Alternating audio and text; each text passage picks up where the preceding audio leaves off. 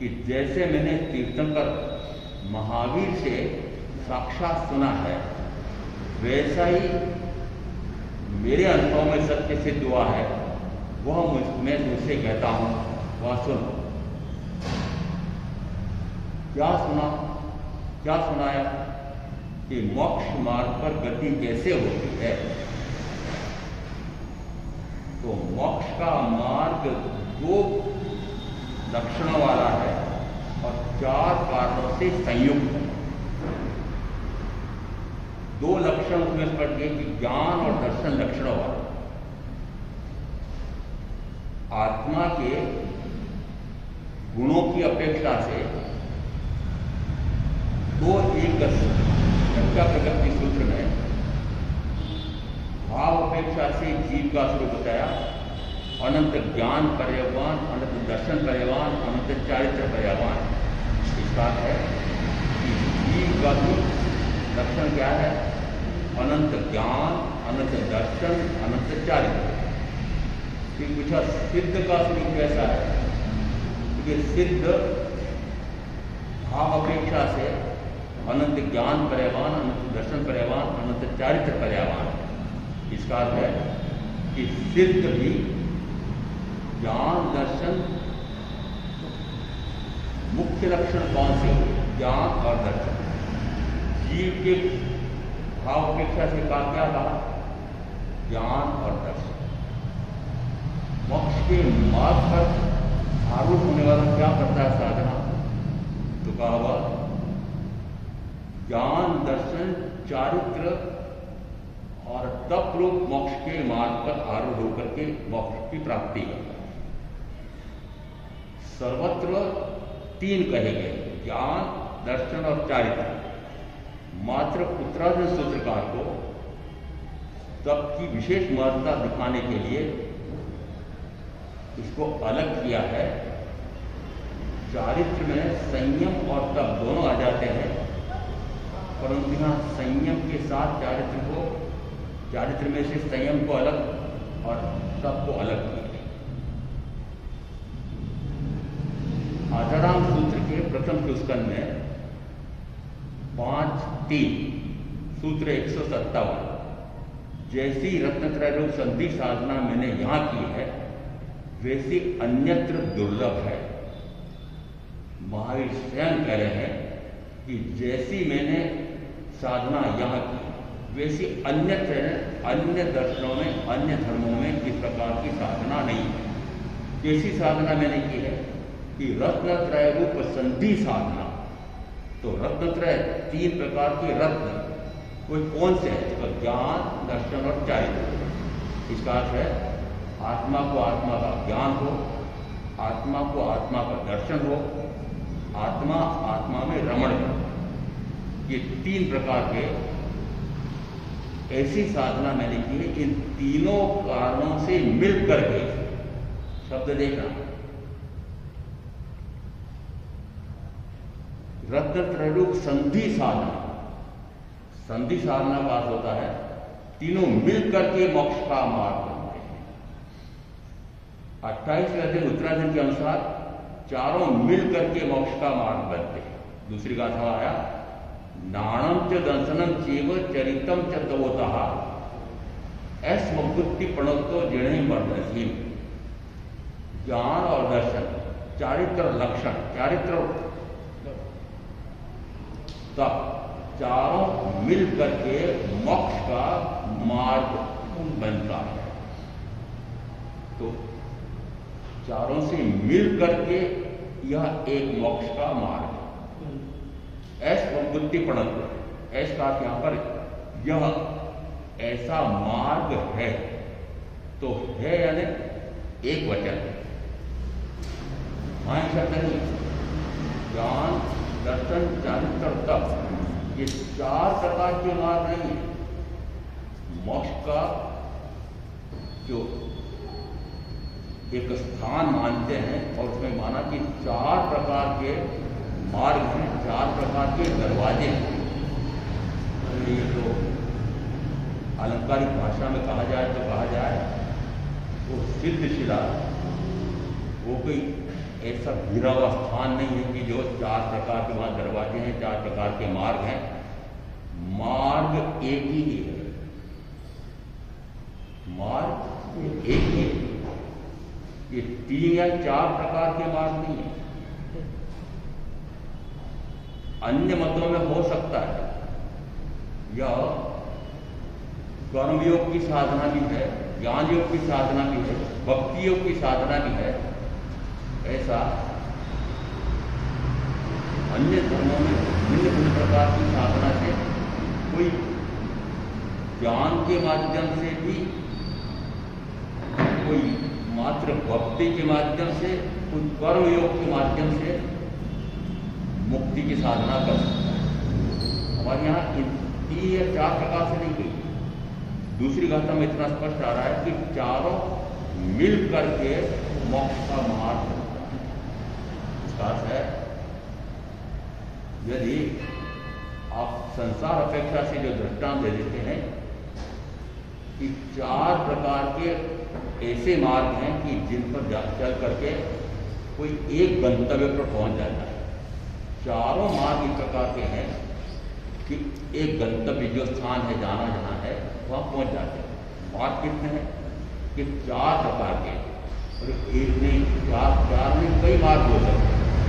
इस संसार के जो सिद्धांत लागू करते हैं वो यहाँ मोक्ष के मार्ग पर लागू नहीं होता है। यहाँ तो आत्मशास्त्र स्पष्ट कहते हैं कि चारों मिल करके मोक्ष का मार्ग बनते हैं। मुख्यतः से तो सभी आत्माओं में रत्नत्रय रूप संधि साधना आई है, ज्ञान, दर्शन और चारित्र्य। और अभी जीव के स्वरूप में, सिद्ध के स्वरूप में 3 शब्द आए थे भाव अपेक्षा से। अनंत ज्ञान पर्यवान, अनंत दर्शन पर्यवान, अनंत चारित्र पर्यवान। ज्ञान की पर्याय कितने कि अनंत, दर्शन की पर्याय कितनी अनंत, चारित्र की पर्याय कितनी अनंत। आत्मा का ज्ञान, दर्शन और चारित्र, तो यहां पर ज्ञान निरंतर जानना जानना जानना जानना, दर्शन निरंतर देखना देखना देखना। तीसरा शब्द उसमें अनंत चारित्र पर्यायवान। तो चारित्र यदि मैंने 5 महाव्रत रूप चारित्र ग्रहण कर रखा है तो वह तो आयुष का अंत आएगा तो 5 महाव्रत तो छूट जाएंगे। तो फिर ये चारित्र यहां पर कौन सा चारित्र होना है? जो चारित्र जिसका अंत ही ना आए, वो चारित्र कौन सा हो? तो स्वरूपाचरण चारित्र, स्वरूप में आचरण। स्व यानी में आत्मा, स्व का रूप क्या होता है? स्वरूप आत्मा तो अरूपी अमूर्त है, तो स्वरूप में निरंतर आचरण करना, निरंतर अपने आप में ही भ्रमण करना। निरंतर का अर्थ होता है उसमें एक समय की भी बाधा नहीं है। अपने आप को ही जानना, अपने आप को ही देखना, अपने आप में रंगना, ज्ञान, दर्शन, चारित्र। तो निरंतर जानना, निरंतर देखना, निरंतर रंगना। अब यहां जीव मात्र जानने, देखने, अनुभव करने की शक्ति जीव में, अन्य ने 5 अन्य द्रव्य भी हैं, और इन 5 अन्य द्रव्यों से पूर्णतः भिन्न एक जीव द्रव्य। तो पहले इस लोक के स्वरूप में 2 प्रकार से लोक का स्वरूप आया है। उत्तरायण सूत्र में 28वें अध्ययन में तो आ रहा है, यह लोक षड द्रव्यात्मक है। 13 व्याख्या प्रकृति में आया है, यह लोक 85 का स्वरूप है। ये 2 अपेक्षाओं से लोक का स्वरूप बने। इस लोक में 6 द्रव्य हैं, इस लोक में 5 अस्थि का है। समझना है? अरे समझना है क्या? क्या करना है इन बातों को समझ?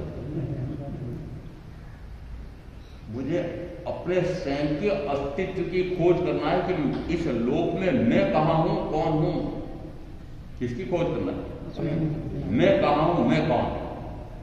6 द्रव्यों में से मैं कौन हूं, मैं कौन हूं? ये 6 द्रव्यों में धर्म, अधर्म, आकाश, काल, उद्गल और जीव, ये 6 द्रव्य। और प्रत्येक द्रव्य उसके गुण और पर्याय होती है। द्रव्य, गुण और पर्याय, इसका अर्थ है कि द्रव्य है तो उसके गुण भी होंगे, और जो गुण होंगे उन गुणों में निरंतर परिवर्तन पर्यायतर होता है, उसको हम कहते हैं पर्याय। इसी को हमारे यहाँ नाम दिया त्रिपदी। निरंतर द्रव्य अपने गुणों में परिवर्तित पर्यायकृत होता है, द्रव्य, गुण और पर्याय। अब इसमें समझना है हमें कि जीव द्रव्य, यह फिर क्रम दिया है पर छठा, पहले क्रम पर दिया है धर्म द्रव्य। तो धर्म द्रव्य है क्या?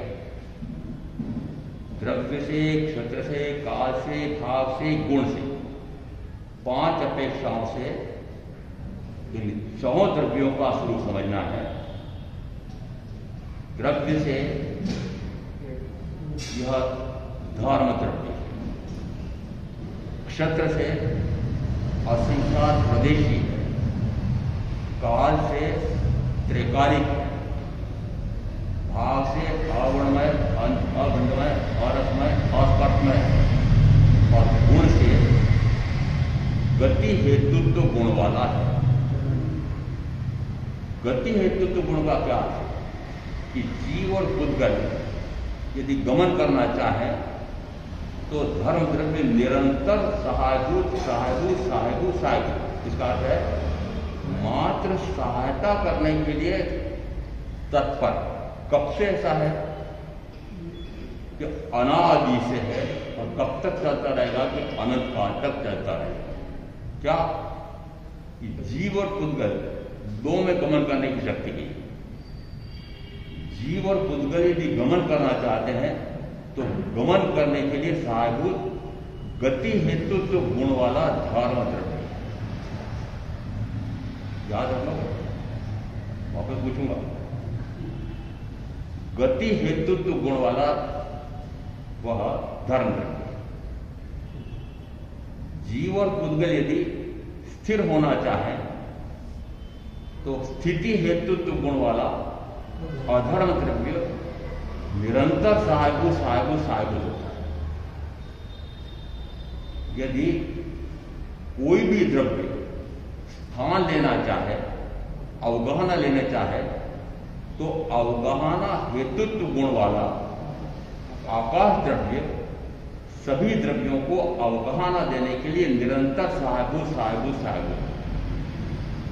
काल कि काल स्वयं कुछ नहीं करता है, जैसे 3 द्रव्य तो कुछ कर रहे हैं। क्या कर रहे हैं? जीव और पुद्गल को गति करने में सहायभूत हो रहे हैं, स्थिति करने में सहायभूत हो रहे हैं, अवगाहना देने में सहायभूत हो रहे हैं, कुछ कर रहे हैं। परंतु काल कुछ नहीं करता है। काल अनादि से प्रवाहमान है, अनंत काल तक प्रवाहमान रहेगा। एक एक क्षण से गिनते गिनते काल कितने अवसर्पिणी, कितने उत्सर्पिणी, कितने काल चक्र पूरे हो गए हैं, और इस काल की गणना किसने की? ये 2 घड़ी निकल गई है मेरे सामान्य काल में। गणना किसने की? इस शरीर को जन्मे हुए इतने वर्ष हो गए हैं, गणना किसने की? गणना मात्र मनुष्य क्षेत्र के मनुष्य गणना करते हैं। मनुष्य क्षेत्र क्या है? 2.5 द्वीप में मनुष्य है, और मात्र मनुष्य ने काल की गणना की है।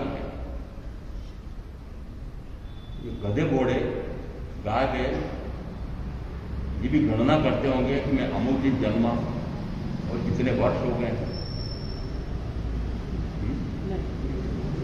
नहीं करते हैं क्या? बताओ। नहीं करते हैं। पर ये तो पक्का है कि इनकी जगन्य आयु कितनी है, अधिकतम आयु कितनी। ये जगन्य आयु और अधिकतम आयु बताई किसने? मनुष्य ने। मनुष्य में कौन मनुष्य? तो ये तीर्थंकर। उन्होंने सर्व जीवों की जगन्य उत्कृष्ट आयु बताई है। इसका अर्थ यह है कि काल की गणना मनुष्य क्षेत्र में रहने वाले मनुष्यों ने की है। देव और नार की न्यूनतम 10,000 वर्ष, अधिकतम 33,000 वर्ष। ये गणना किसने बताई? शंकर महावीर ने बताई। क्या वो देव, क्या वे नेरी है, गिनती लगा रहे हैं कि मुझे इतने वर्ष पूरे हो गए? नहीं। इसका अर्थ है कि काल की गणना और कोई नहीं करता है, मात्र मनुष्य करता है। अमुक काल में अमुक राजा हुआ, महाराजा हुआ, अमुक प्रकार की राज्य व्यवस्था थी, उसमें इस प्रकार की उत्कृष्टता थी, इस प्रकार की निकृष्टता थी। ये सारा लिखा कौन करता है? इतिहासकार कौन है? मनुष्य। अपना स्वयं का इतिहास, अपने परिवार का इतिहास, समाज का इतिहास, कितने प्रकार के इतिहास की रचना मनुष्य कर रहा है। इसका अर्थ है कि काल की गणना मनुष्य करता है, मात्र मनुष्य क्षेत्र का मनुष्य की गणना करता है और कोई गणना नहीं है। तो काल स्वयं क्या कर रहा है? काल स्वयं कुछ नहीं करता। काल तो निरंतर प्रवाहमान हो रहा है। इसका अर्थ है कि काल की कोई भूमिका नहीं है, कार्य नहीं है। उस काल की विद्यमानता में मनुष्य गणना करता है। तो काल की साक्षी को गणना करने के लिए कि काल की साक्षी में मैं मनुष्य, मैंने गणना की। मात्र काल की इस प्रकार की विद्यमानता से काल है, अनादि से प्रभावमान है, अनंत काल से प्रभावमान रहेगा। इसलिए काल को भी द्रव्य माना गया। परंतु 5 अस्थिकायों में धर्मास्थिकाय, अधर्मास्थिकाय, आकाशास्थिकाय, उद्गलास्थिकाय और जीवास्थिकाय, उसमें काल है ही। काल नहीं हो, क्यों नहीं? क्या काल का अस्तित्व नहीं है? काल का अस्तित्व तो है। अनादि से काल प्रवाहमान हो रहा है, अनंत काल से प्रवाहमान होगा। इसका अर्थ काल है तो सही, परंतु काल की सूक्ष्मतम इकाई कौन सी?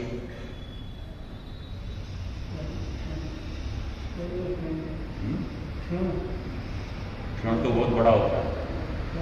मनुष्य आंख जब एक उतनी देर में असंख्या समय निकल जाता है, उन असंख्या समय में से एक समय, वो एक समय जो व्यतीत हो गया वह दूसरे समय से जुड़ता नहीं है। इसका अर्थ है कि काल की इकाइयां एक दूसरे से जुड़ती नहीं है।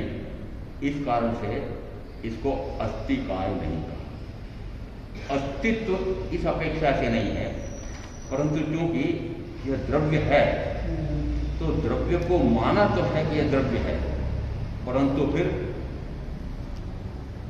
इसको अस्तित्व वाला कहा, ऐसा नहीं। काल की जितनी इकाइयां हैं वे सारी इकाइयां एकजुट होती है क्या? नहीं। पूर्व की इकाई व्यतीत हो गई, नई इकाई आ गई। पूर्व का क्षण चला गया, वो मेरे हाथ में नहीं। अगला क्षण आएगा कि नहीं आएगा वो भी मेरे हाथ में नहीं। तो फिर घणम जाने पंडित से आचाराम सूत्र के प्रथम सूत्र में आया कि ज्ञानी मात्र क्षण का ही ध्यान रखता है। वर्तमान का जो क्षण है उस वर्तमान के क्षण को मैं भरपूर जी लूं। तो वर्तमान का क्षण कितना? तो एक समय मात्र, जो समय मेरे पास है, आयुष्काल का जो क्षण मेरे हाथ में है, उस क्षण को सार्थक करूं। कैसे सार्थक करूंगा? कैसे सार्थक करूंगा? क्या लक्ष्य बनाया मनुष्य भाव का? कोई तो बोल दो। क्या करना? आपको तो बोलना नहीं आता है, मैं बोल देता हूं। संसार बसाना है, संसार बसाने के लिए खूब ऊंची पढ़ाई करनी पड़ेगी, चाहे वो पुरुष हो चाहे स्त्री हो, खूब ऊंची पढ़ाई करें। माता पिता भी सोचते हैं बच्चा बड़ा हो गया है, बच्ची बड़ी हो गई है, और इनका संसार बसाना है। अरे माता पिता बोलो ना, क्या कर रहे, इनका संसार बसाना। क्यों? क्योंकि माता पिता ने भी इसी प्रकार का संसार बसाया है, तो इन्होंने संसार बसाया है, तो फिर आगे अपने संतान के लिए क्या सोचते हैं कि संसार बसाना है। वो संसार बसाना किसको कहते हैं? बेटा है या बेटी है, उसकी शादी करना,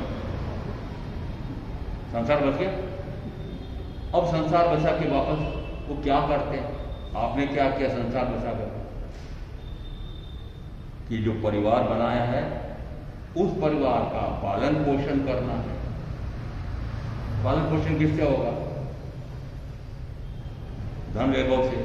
तो फिर धन वैभव कमाना है, फिर धन वैभव कमा के क्या करना है कि शरीर है तो शरीर सुख है, 5 इंद्रियां हैं, उन 5 इंद्रियों के माध्यम से सुख मिलता है। इसलिए 5 इंद्रियों के सुख के पीछे फिर खूब धन वैभव जोड़ते हैं, कमाते हैं और उसका भोग भोगते हैं। तो आपके वर्तमान अपेक्षा से मैं ये कह रहा हूं, कमाना, खाना, भोगना और मर जाना। क्या काम कर रहे हो? कमाना, खाना, भोगना और मर जाना। क्या किसी के लिए मनुष्य धर्म मिला है? क्या इसी के लिए मनुष्य धर्म मिला है?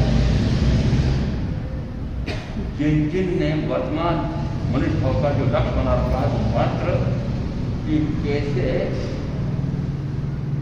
मुझे जो शरीर मिला है उस शरीर के साथ इंद्रियां मिली है, उन इंद्रियों का सुख, उस सुख को प्राप्त करने के लिए सुख साधन जोड़ना और सुख साधन सुविधाएं जोड़ करके और खूब सुख भोगना, ये लक्ष्य है। कोई मना करो तो नहीं माना है, मेरा लक्ष्य था नहीं, ये लक्ष्य बनाया। यदि खूब कमाना ऐसा लक्ष्य बनाया हो तो फिर बताओ कि भारतवर्ष में जितने मनुष्य हैं, पूरे विश्व के देशों में जितने मनुष्य हैं, वे सोचते हैं कि मुझे इंद्रिय विषयों का अधिक से अधिक सुख मिलना चाहिए। तो अधिक से अधिक सुख मिलना चाहिए तो वो सुख के साधन कहां से मिलेंगे? क्यों? प्रकृति से मिलेंगे। तो प्राकृतिक संसाधनों को मैं अधिक से अधिक हथिया लूं और मैं उन साधनों का भरपूर मेरे शरीर सुख, इंद्रिय सुख के लिए उसका उपयोग करूं। यदि एक एक मनुष्य की तृष्णा का हिसाब लगाया जाए, एक एक मनुष्य, हमारे यहां दृष्टांत दिया है कि तृष्णा का कोई पार नहीं, तृष्णा का कोई पार नहीं, उसको नाम दिया मृग तृष्णा। मृग तृष्णा का अर्थ क्या? कि जिस समय रेतीले भाग में एक मृग है, पानी की प्यास भयंकर लग रही है और रेगिस्तान चारों तरफ, अब प्यास लग रही है, उसको लगता है पानी कहां मिलेगा। उसने देखा कि क्षितिज के यहां पर कुछ इस प्रकार से आसमानी रंग दिख रहा है, वह पानी होगा। तो उस क्षितिज की तरफ वह दौड़ लगाता है। क्षितिज, यदि तीसरी चौथी कक्षा का भूगोल याद हो, क्षितिज किसको कहते हैं? बताओ। आकाश और पाताल जहां मिलता है, मिलते हैं, आकाश पाताल मिलते हैं। वो जिस तरह दौड़ लगाता है तो दौड़ लगाते लगाते वो क्षितिज तो दूर होता जा रहा है, दौड़ता जाता है, हाँफता जाता है, दौड़ता जाता है, हाँफता जाता है, पसीने पसीने हो रहा है, गर्मी अलग पड़ रही है, रेतीला मैदान है, प्यास अलग हरी लग रही है। वो दौड़ते जाता, हाँफते जाता है और दौड़ते दौड़ते हाँफते हाँफते मर जाता। इसको क्या नाम दिया? मृग तृष्णा। ये किसके लिए कहा? अरे मनुष्य के लिए। मनुष्य की तृष्णा कितनी? यदि एक एक मनुष्य की तृष्णा इतनी है तो इस भारतवर्ष के सारे मनुष्यों की तृष्णा का हिसाब लगाओ। इस भारतवर्ष के नैसर्गिक प्राकृतिक संसाधन तो सीमित है। पूरे विश्व का हिसाब लगाओ कि पूरे विश्व में प्राकृतिक संसाधन तो सीमित है और एक एक मनुष्य की तृष्णा का हिसाब लगाओ तो बताओ, तृष्णा का कोई पार नहीं है, अनंत तृष्णा प्रत्येक मनुष्य की है। तो फिर साधन तो सीमित है तो क्या होगा? प्रतिस्पर्धा होगी, प्रतिस्पर्धा होगी तो फिर मारकाट होगी। कहा होगा कि मैं अधिक से अधिक प्राकृतिक संसाधनों को हथिया दूं, मैं राज्य हथिया दूं तो राज्य में जो जो प्राकृतिक संसाधन है उसका स्वामी मैं राजा होऊंगा और वह राजा बन करके उस राज्य क्षेत्र के प्राकृतिक संसाधनों का मनुष्यों का खूब शोषण करके और अपने 5 इंद्रियों के भोगों की पूर्ति करना। अब जिसकी जितनी शक्ति है उस शक्ति के अनुसार आपकी भी इसी प्रकार की है कि जितनी शक्ति है आपने भी प्राकृतिक संसाधनों को प्राप्त करने के लिए वर्षों पुरुषार्थ करके और भवन आदि जो जो साधन आपने जोड़े हैं वे सारे साधन किसके लिए हैं? आपके भवन में जाने कितनी सामग्री का परिग्रह तथा हैं कमरे मकान। बाजार में देखो तो दुकानों में माल ठसाठस भरा है और कल कारखानों में देखो तो माल ठसाठस भरा है। और अब मैं पूछूं कि जरा आपने जो जो संग्रह कर रखा है उस संग्रह में जरा आत्मा के लिए क्या क्या संग्रह कर रखा है?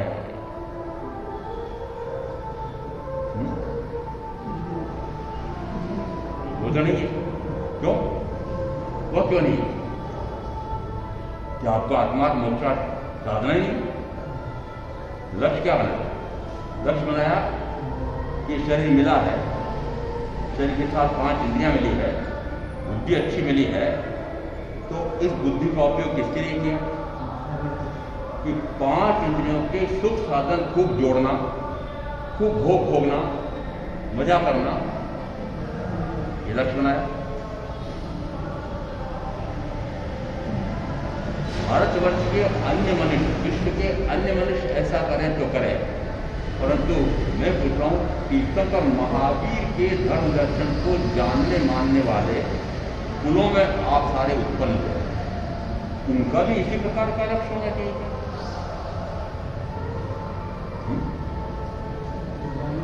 क्या होना चाहिए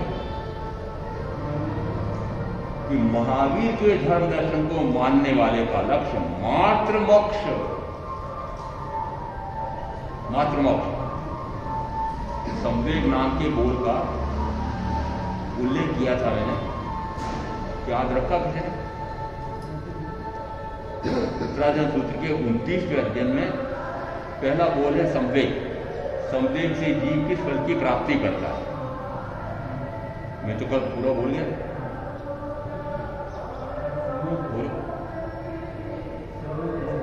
किसको याद है? वह अनुत्तर धर्म श्रद्धावान हो जाता है। अनुत्तर का अर्थ है जिसका कोई उत्तर नहीं। श्रद्धा कितनी, धर्म श्रद्धा कितनी, आत्म श्रद्धा कितनी, कोई मुकाबला नहीं। ऐसी अनुत्तर धर्म श्रद्धा, ऐसी अनुत्तर धर्म श्रद्धावान हो जाता है। इस कारण से वह श्रेष्ठतर संवेग को प्राप्त करता है और श्रेष्ठतर संवेग को प्राप्त जीव अतिशय मोक्षाभिलाषी हो। अतिशय का अर्थ दिया था कि उसका कोई मुकाबला नहीं है। इस प्रकार एकमात्र अभिलाषा किसकी? एकमात्र मोक्ष की अभिलाषा। बोलो कि हाँ मुझे और कुछ नहीं चाहिए, मात्र मोक्ष चाहिए। है कोई? है? मोक्ष ही चाहिए ना? बढ़िया साड़ी तो नहीं चाहिए, मेहनत तो नहीं चाहिए, भवन अच्छा नहीं बना हुआ है, संगमरमर का बना हुआ ग्रेनाइट का नहीं चाहिए। अरे चाहिए कि नहीं चाहिए? बताओ पहले। है? और सब चाहिए, मोक्ष नहीं चाहिए। और सब तो चाहिए और मोक्ष नहीं चाहिए। क्या आश्चर्य है, दुख है कि महावीर के मार्ग को जानने वाले, कुलों में जन्म लेने वाले, इनका लक्ष्य मात्र भोग लक्ष्य है। 5 इंद्रियों के भोग छप करके भोगना एकमात्र लक्ष्य, एकमात्र। दूसरी तरफ संवेग नाम के बोलना एकमात्र मोक्ष, आपका एकमात्र भोग। अब बताओ, विपरीत हुआ? हूं तो विपरीत। तीर्थंकर महावीर के उस एकमात्र मोक्ष की साधना और आप कर रहे हैं एकमात्र 5 इंद्रियों के भोग के साधनों की, सुविधाओं की साधना। विपरीत है, एकदम विपरीत है। फिर कहां जाओगे? ये आयुष पूरा करके कहां जाओगे? यदि इन 5 इंद्रियों के भोग साधनों के लिए मैं 3 शब्द दे रहा हूं, 3 जुड़े हैं, तन, तन है शरीर। इस शरीर सुख के लिए जोड़े जन, परिजन। परिजन जोड़ते सी समस्याएं खड़ी हुई। धन चाहिए तो 3 आपने जोड़े हैं, तन, जन, धन। और ज्ञानी करवाते हैं तन भी पराया, जल भी पराए और धन भी पराया। तीनों न जाने किस क्षण छूट जाने, तीनों किस क्षण छूटेंगे?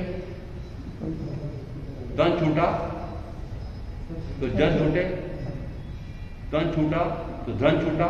और तन कब छूट जाता है? तन कब छूट जाता है?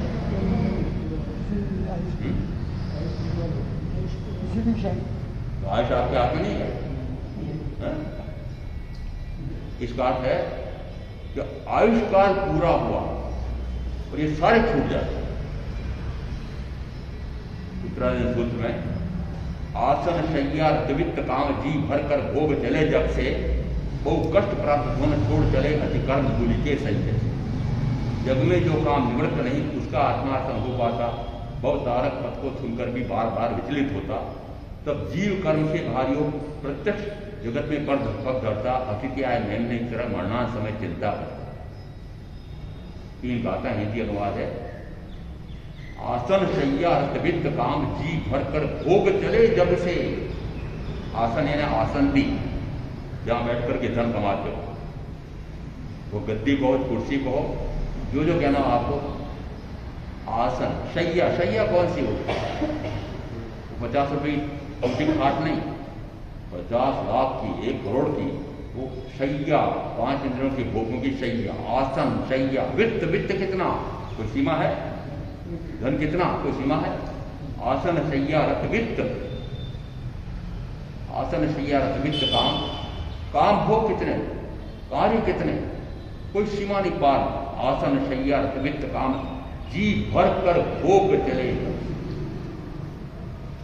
अब ये शब्द आगमकार दे रहे हैं, तो आपकी भाषा लिखिए। जी भर करके भोगते हो, कैसा रखते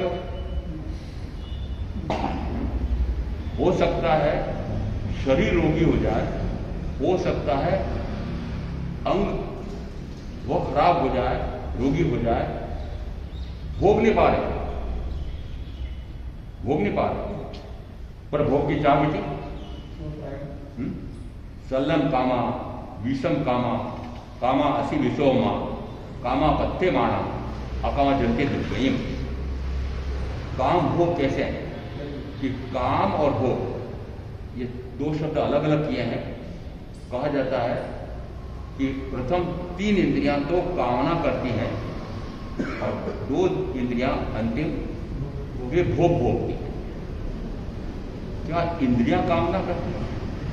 क्या इंद्रियां भोगती हैं? इंद्रियां पुद्गल जड़, और इन इंद्रियों के माध्यम से कर्णेंद्री, चक्षुन्द्री, घ्राणेंद्री, इन 3 इंद्रियों के माध्यम से मैं ही कामना करता हूं, ये मानो। और रसनेंद्री और स्पर्शेंद्री, जननेंद्री के माध्यम से भोग भोगता हूं, ये कहलाते काम और भोग। जो छोड़ मनोरम काम भोग आत्मन मरकर तू जाएगा, तब रक्षक होगा एक धर्म, अन्य रक्षक तू न पाए। यहां आ रहा है आसन शैया रसवित्त काम जी भर कर भोग चले जग से, जी भर करके भोगा जग से चल पड़े। दूसरी पंक्ति में क्या है? आसन शैया रसवित्त काम जी भर कर भोग चले जग से, बहु कष्ट प्राप्त धन छोड़ चले अति कर्म धूलि के संचय। अब जिन जिन भाइयों ने, आजकल तो बहनें भी कमा ली, जिन जिन भाइयों ने धन कमाया है, वो धन कैसे कमाया? भक्त परिज्ञा नाम का एक आगम है, मूर्ति को जो मानते हैं हम मानते नहीं है। संग निमित्तम मारी भणे अलियम करी चोरिकम अपरिमाण गुणे जीवो।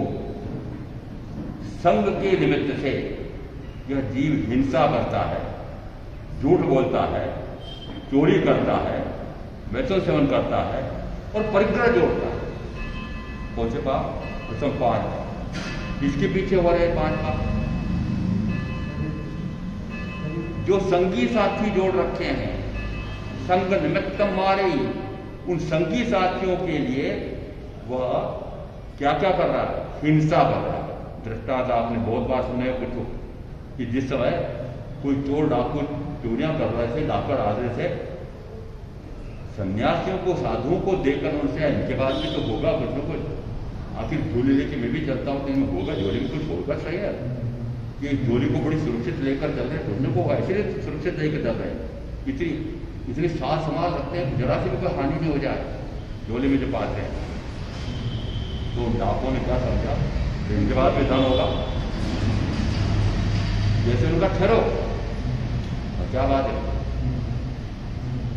मेरे को धन चाहिए, तुम्हारे पास जो धन है बोलो।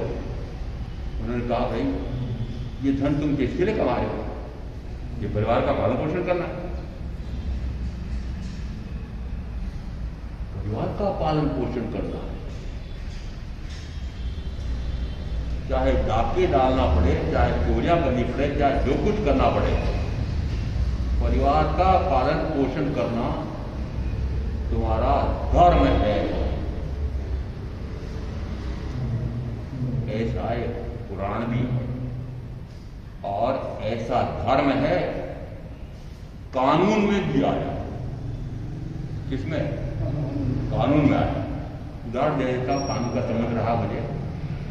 यदि पति पत्नी ने संबंध बनाया पति पत्नी के रूप में, और उसमें यह पति या पत्नी एक सहवासी दूसरे साथी को सहवास न दे, और यदि न्यायालय में जाकर के शिकायत करे, तो न्यायालय आदेश देता है कि सहवास दो। यदि वह न दे तो उसको दंडाधिकारी कारागृह की सजा दे देता है। इसका अर्थ क्या हुआ कि परिवार का पालन पोषण करना धर्म, परिवार का पालन पोषण करना धर्म। और आप सारों का शब्द बोल रहा हूं, महाराज ये भी एक कर्तव्य है, दायित्व है, उत्तरदायित्व है, ये भी धर्म ही है ना। परिवार धर्म है तो परिवार धर्म का तो पालन करना पड़ेगा ना। और उस परिवार धर्म का पालन करने के लिए क्या क्या करना पड़ रहा है, तो उदाहरण दिया कि हिंसा करता है, चोरी करता है, झूठ बोलता है, चोरी करता है, परिग्रह जोड़ता है और वैसे समझ करता है। ये आगम कह रहा है। क्या आगम कह रहा है इसलिए आप मानना कि आप नहीं कर रहे? पता नहीं क्या आपका अनुभव नहीं है। इसका अर्थ है कि मात्र जो शरीर मिला है, उस शरीर के साथ जो इंद्रियां मिली है, उन इंद्रियों की पूर्ति के लिए निरंतर इस प्रकार से ये प्रथम 5 ही नहीं 18 प्रकार के पाप, कितने 18 प्रकार के पाप। और अब यदि यहाँ प्रवचन प्रारंभ हो, उसमें पहले दिन कहा था मैंने कि मनुष्य भाव पुण्य से मिला है, तीर्थंकर की वाणी सदगुरु के योग से मिली, वह शिष्ट पुण्य से मिली, अतिशय पुण्य से, सातिशय पुण्य से मिली है। और ऐसा मनुष्य प्राप्त किया है कि इस मनुष्य भाव से मैं भाव का अंत कर दूं, गति से मुक्त हो जाऊं। किससे? गति से मुक्त हो जाऊं। गति से मुक्त होने का और किसी भाव में उपाय है? नरक में बिल्कुल नहीं है, तीर्थ में बिल्कुल नहीं है। देव गति में भी यदि सम्यक देव हो तो, क्षायिक सम्यक देव हो तो वह कुछ कर सकता है। क्या कर सकता है? कि सर्वार्थ सिद्धि का देव 26वां देवलोक, वह भी क्या करता है? निरंतर 33 सागरकम तक आत्मचिंतन, आत्ममनन, आत्मचिंतन, आत्ममनन, आगे नहीं, रमण नहीं, उसी भाव से क्या मोक्ष जा सकता है? मनुष्य को लेना पड़ेगा। जिस भाव को प्राप्त करने के लिए वो सर्वार्थ सिद्धि का देव भी तरस रहा है। और सर्वार्थ सिद्धि का देव किसके लिए तरस रहा है? मनुष्य भाव की। और हमारे यहाँ आगमों में तीर्थंकर हो या गुरु को जिसमें संबोधन करते हैं समक्ष में आए हुए पुरुष स्त्री को, तो बोलते हैं देवानुप्रिय, देवानुप्रिया, कि हे मनुष्यों, देवों को भी तुम प्रिय हो। किसको? आप देव बनना चाहते हो, मनुष्य बनना चाहते हो? अरे तय तो कर लो। तय इसलिए करना है कि देव गति में मनुष्य से भी अधिक सुख है। आगम में यहां तक आया है, एक वाण्यंतर देव देवी, उनका रूप लावण्य चक्रवर्ती जैसा होता है। और धन वैभव कैसा होता है कि चक्रवर्ती से भी अधिक उसके पास धन वैभव है उस देव के पास, वाण्यंतर। तो ऊपर से ऊपर बढ़ते वाले देव को कितने इंद्रिय सुख है? इच्छा करते से ही इंद्रिय सुखों की पूर्ति हो जाती है। देवों के बारे में कहा जाता है कि यदि उनको भूख लगती है तो जितने सागरों का आविष्कार है उतने महा तक तो उनको भूख ही नहीं लगती। कि 33 सागरों का आविष्कार है तो 33,000 वर्ष तक तो उसको भूख ही नहीं लगती। और फिर यदि भूख लगे, भाव आ जाए कि भोजन करूं, तो गले में अमृत रस झड़ जाता है और भूख शांत हो जाती है। अब आपकी तपस्या की अपेक्षा से तुलना करो कि कितनी तपस्या होगी। परंतु क्या मुक्ति का साधन वहां पर है?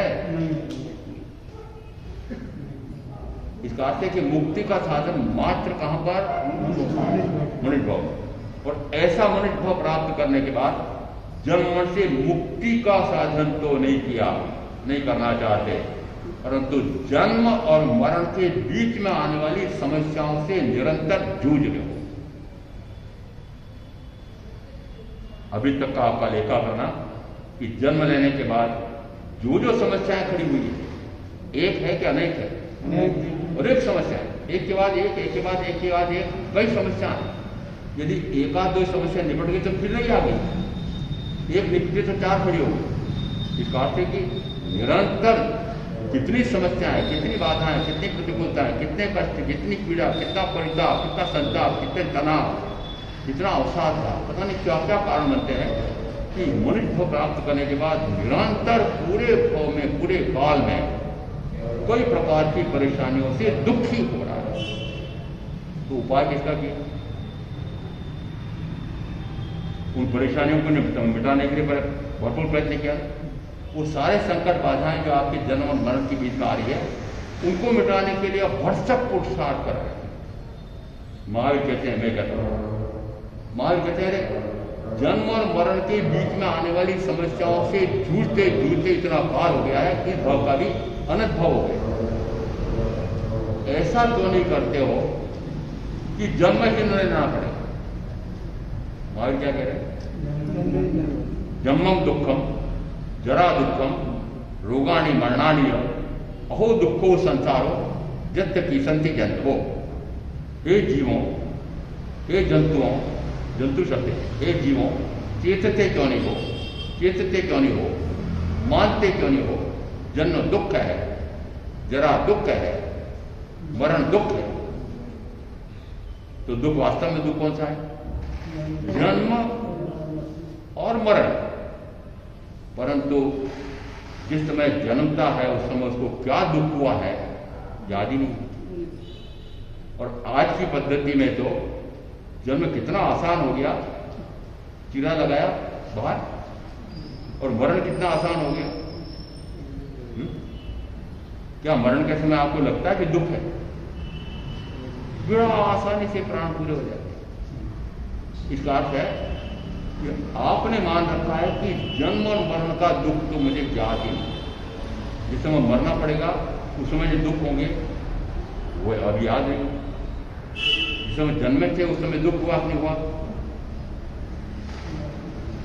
तुलसीदास जी कहते हैं कि प्रसूता को, प्रसूति के समय जो वेदना होती है उस तुलना में और कोई वेदना नहीं। प्रसूता को हिंदी तो आती क्या आती, भूल गए। प्रसूता को प्रसूति के समय जो वेदना होती है उतनी वेदना और कोई नहीं हो सकती, इतनी वेदना होती। यदि प्रसूता को इस प्रकार की वेदना होती है तो संतान को वेदना नहीं होती। क्या गर्भ में, हमारे यहां कहा जाता है कि गर्भ में जो अध्यापक रहे हैं उनको पता है, यदि विद्यार्थी काम पूरा करके घर से नहीं लाए तो दूसरे दिन क्या करते थे? बाहर मुर्गा बनाते थे। और यदि 2-3 बार गलतियां करते हो तो उसके ऊपर एक बच्चे को और बिठा देते थे और फिर समय बढ़ा देते थे। वो जिस समय मुर्गा बनकर के वो आसन करता है इस प्रकार का, ची बोल देता है, रो देता है, अरे वहां समार साहब अब ऐसी गलती नहीं करूंगा, अब ऐसी गलती नहीं करूंगा, मैं कल काम पूरा कर देगा। ऐसा ही मुर्गा बनकर के 9.25 महीने तक लटका रहा। मुझे भी इस प्रकार की पीड़ा हुई।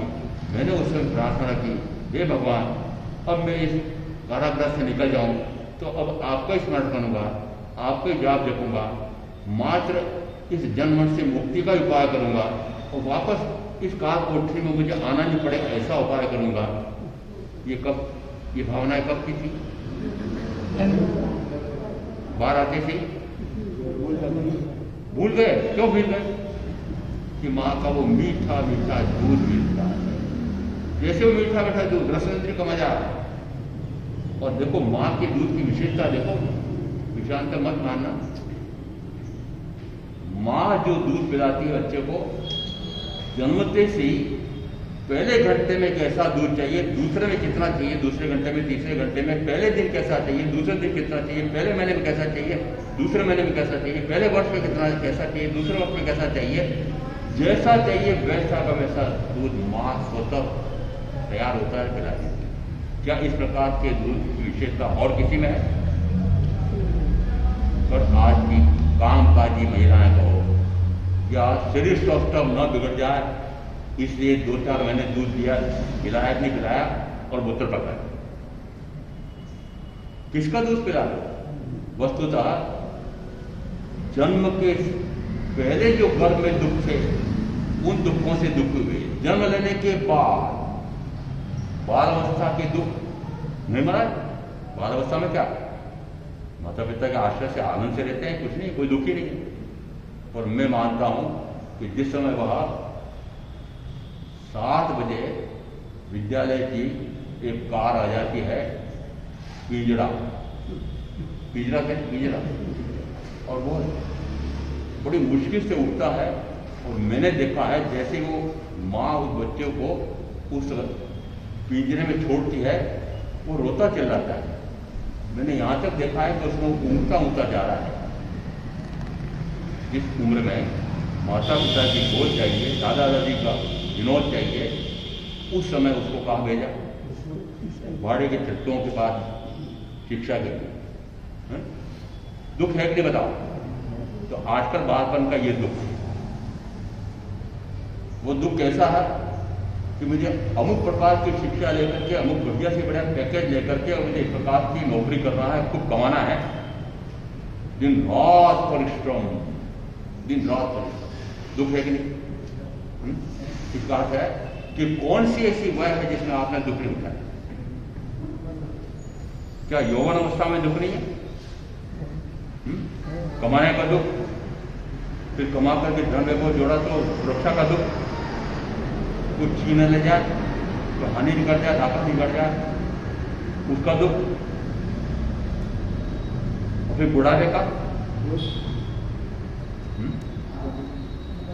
कान से सुनाई नहीं देता है, आंख से ठीक से दिखाई नहीं देता है, दांत गिर गए हैं, इंद्रियां शिथिल हो गई है, रोग आ गए हैं, एक रोग नहीं अनेक रोग आ गए हैं, महारोग आ गए हैं, राजरोग आ गए हैं। जो राजरोग माने गए थे पहले, वो राजरोग आज सामान्य मनुष्यों को भी आ रहे हैं, और न जाने किस समय वो फेफड़े उत्तर दे देते हैं मां और स्वाहा, जिसे वो हृदय उत्तर दे देता है मैं काम नहीं कर सकता, स्वाहा, गुर्दे उत्तर दे देते हैं, स्वाहा, ये अंग सारे खराब हो रहे हैं। स्वभाव किसका? शरीर का स्वभाव है। शरीर कहो के शरीर के साथ जो अंग है वो सारे हैं निरंतर क्षीण होते हैं।